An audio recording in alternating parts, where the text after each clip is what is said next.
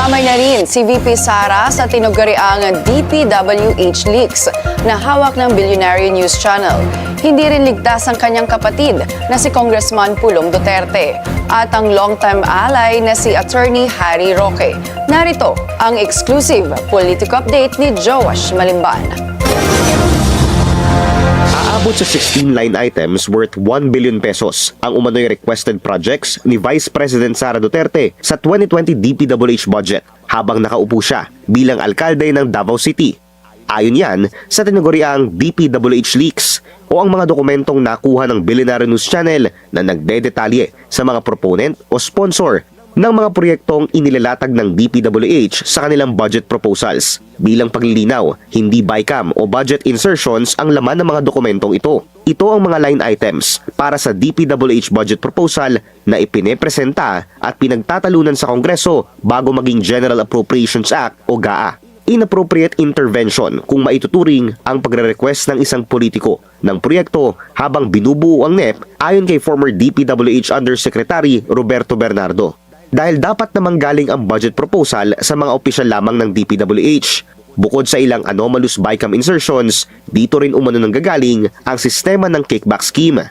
Yusek Cabral would tell me that she would communicate and meet legislators to inform them of the amount of their allocations and ask them for titles of projects that they want to include in the DPWH budget.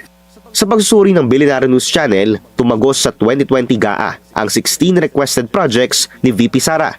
Dalawa rito nakalista sa pangalang Mayor Sara Z. Duterte / RD Alan Borromeo, Region 11.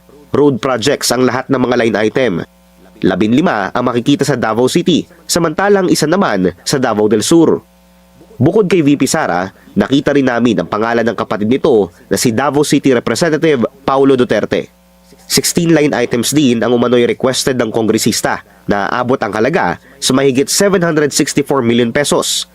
40 ng kumpirmadong lumusot sa GAA. Ang 3 million pesos rehabilitation ng isang multipurpose building sa Davao City, nakita naming may kaparehong budget sa 2020 GAA, pero completion na ang nakalagay rito at hindi rehabilitation. Ang isang 149 million peso road project naman sa Davao City, tila nahati sa dalawa pero napunta pa rin sa iisang kontraktor. Lahat ng proyekto matatagpuan din sa Davao City. Samantala, 4 na proyekto rin ang nakalista kung saan ang nakalagay na proponent ay si former presidential spokesperson Attorney Harry Roque. 2 ang tumagos sa GAA worth 2 million pesos each. Ang 4 na requested items ay matatagpuan sa Ifugao, Batangas, Cavite at Laguna. Sinisika pa namin kunin ang panig ng mga Duterte at ni Roque pero wala pa silang tugon sa aming mga mensahe. Joash Malimban, Billionaire News Channel.